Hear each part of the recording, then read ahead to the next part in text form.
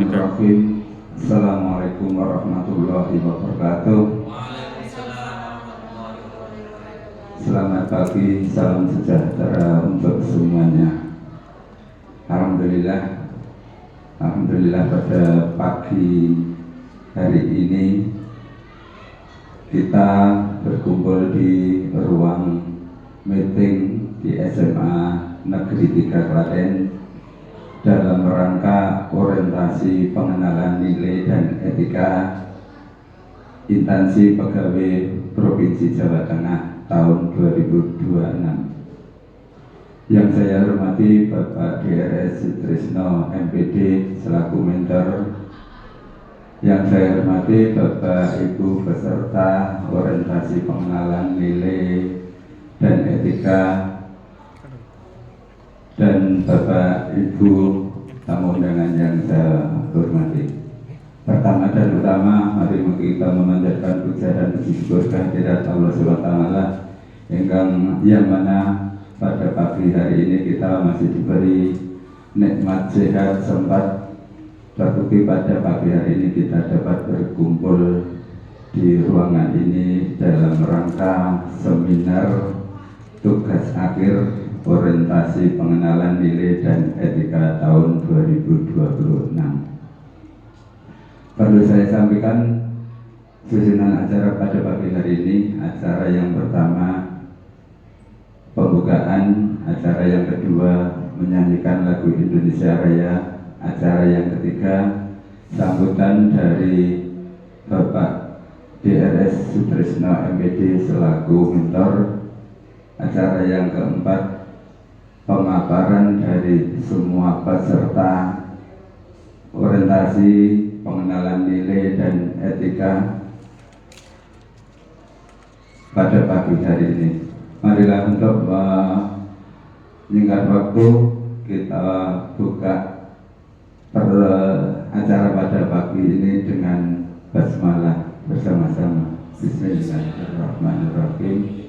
Acara selanjutnya menyanyikan lagu Indonesia Raya. Terima kasih. Acara selanjutnya sambutan dari Bapak Sutrisno selaku mentor orientasi nilai pengenalan nilai dan etika tahun 2026. Acara selanjutnya pemaparan atau seminar yang akan disampaikan dari peserta orientasi pengenalan nilai dan etika. Untuk itu kita mulai dari yang pertama, peserta dari Ibu Ika Hastuti SPD. Waktu sepenuhnya saya aturkan. Terima kasih.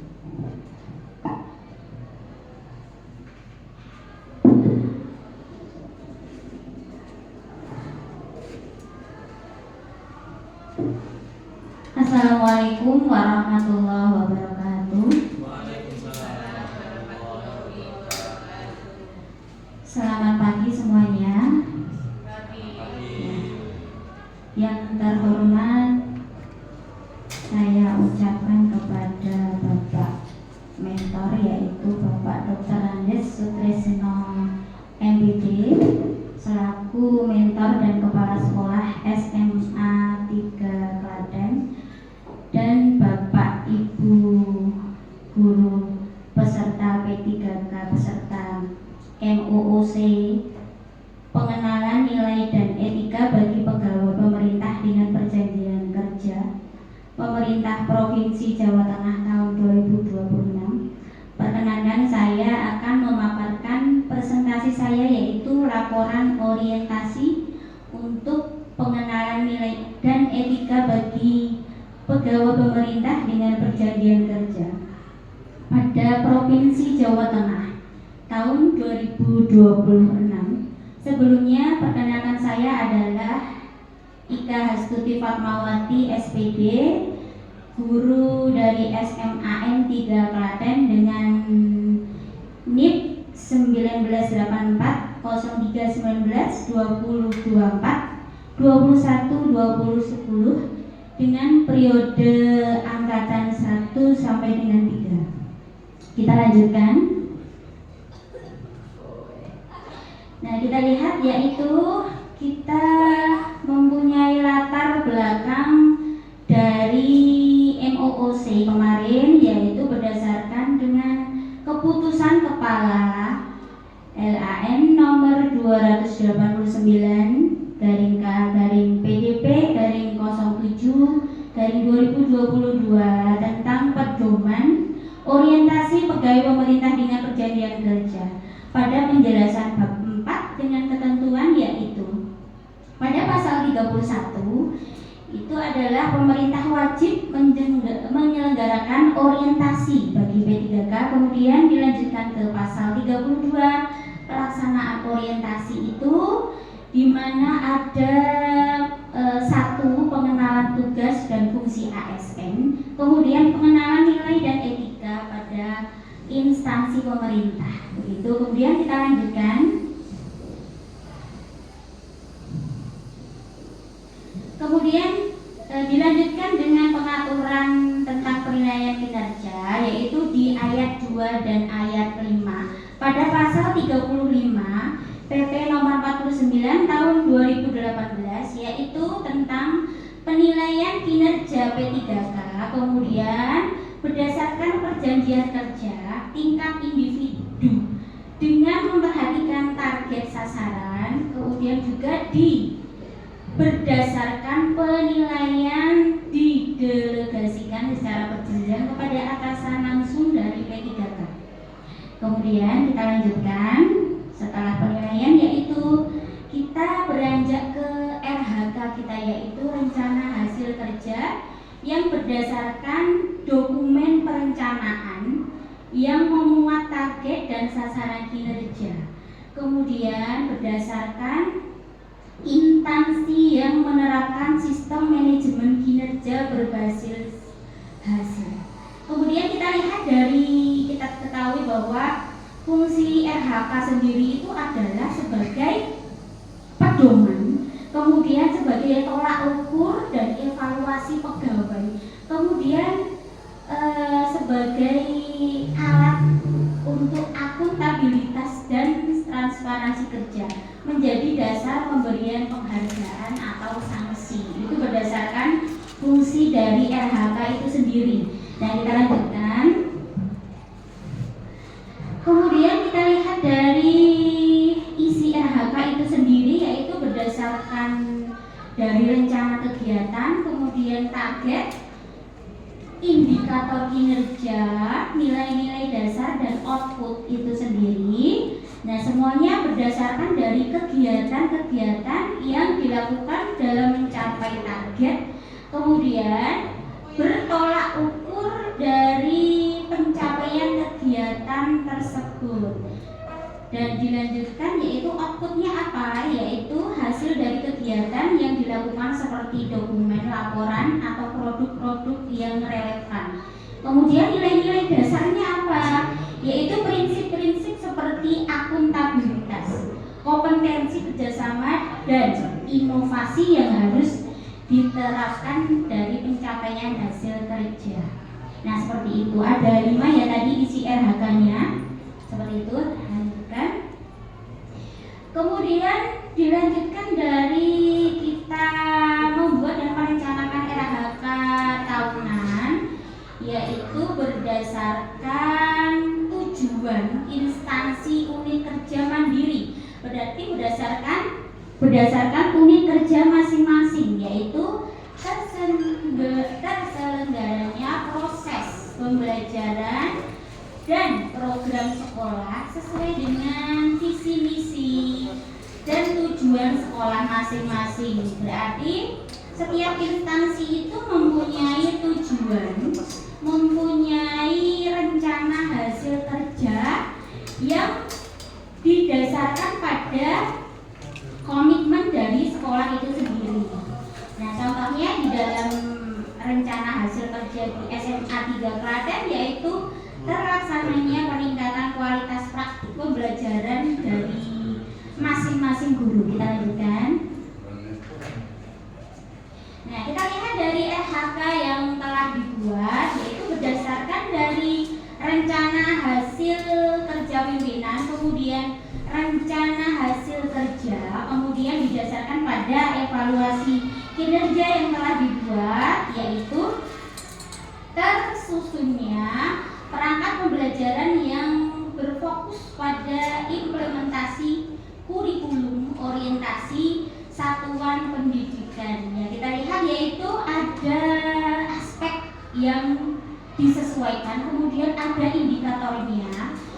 Jangan lupa targetnya harus disesuaikan, kemudian kegiatan dan tahapan. Kemudian outputnya bagaimana outputnya? Nah, kemudian penerapan nilai-nilai yang berakhlak juga tidak lupa dicantumkan dalam RHK ini. Kita lanjutkan untuk yang selanjutnya, yaitu sama seperti tadi, tinggal melanjutkan ada beberapa RHK yang harus ditulis atau dilaporkan. Kemudian dilihat dari RHK yang kedua, yaitu tersusunnya pembelajaran yang berdasarkan implementasi kurikulum operasional satuan pendidikan. Ya, kita lanjutkan. Selanjutnya lagi. Selanjutnya.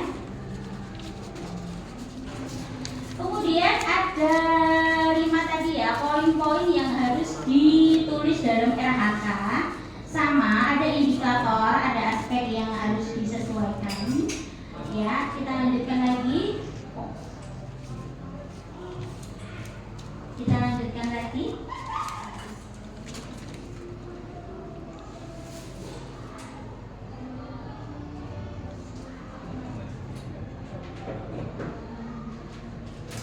Kita lihat, yaitu artinya dalam RHK yang telah kita buat, kemudian yang terakhir adalah saran dan penutup, yaitu dalam penulisan dan pelaporan RHK itu tadi harus disesuaikan dengan evaluasi kinerja yang telah dibuat di instansi masing-masing. Seperti itu. Sudah, terima kasih. Itu saja yang bisa saya paparkan untuk presentasi saya hari ini. Terima kasih. Assalamualaikum warahmatullahi wabarakatuh. Waalaikumsalam warahmatullahi wabarakatuh. Ya, terima kasih dari Ibu Eka Stuti yang telah memaparkan dari hasil akhir kegiatan orientasi pengenalan nilai dan etika. Untuk itu, dari apa yang telah disampaikan dari Ibu Ika Hastuti tadi, tentunya ada satu pertanyaan atau tanggapan dari peserta. Untuk itu, waktu saya buka satu termin untuk menyampaikan satu tanggapan atau pertanyaan. Silakan. Baik, terima kasih atas waktu yang telah diberikan. Di sini saya akan menanyakan kepada Ibu Ika selaku guru bahasa Indonesia, bagaimana cara Ibu Ika dapat meningkatkan minat baca siswa. Karena seperti kita ketahui, minat baca siswa saat ini itu cenderung sangat menurun ya Bu ya. Sekarang anak-anak jadi malas untuk membaca gitu. Bagaimana peran dari Bu Ika untuk menghadapi hal-hal yang seperti itu? Terima kasih. Silakan langsung ditanggapi aja dari. Terima kasih untuk pertanyaannya. Izin untuk menjawab.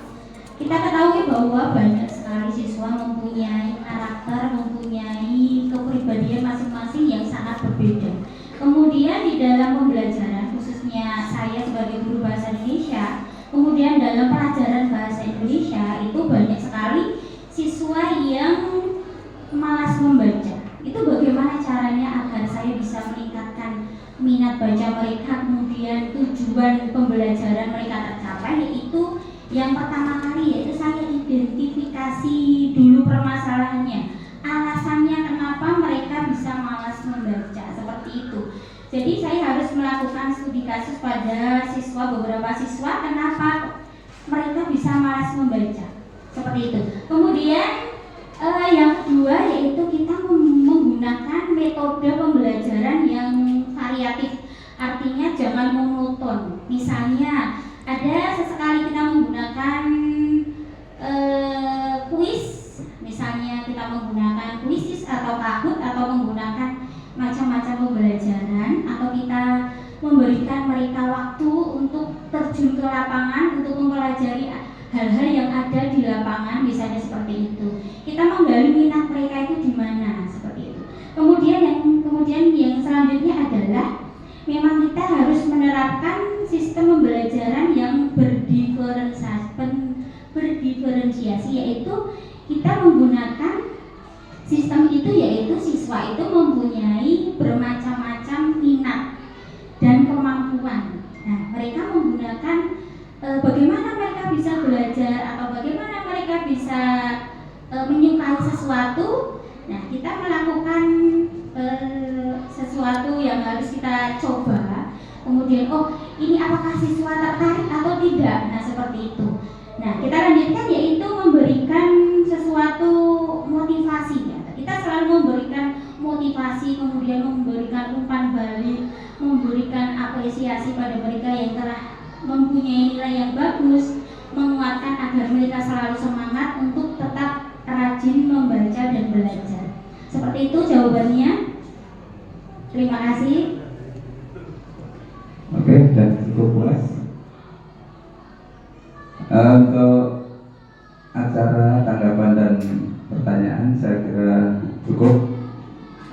Untuk pemaparan dari Bu Eka Astuti saya kira bisa kita tutup. Untuk itu kita beri aplaus untuk peserta yang pertama.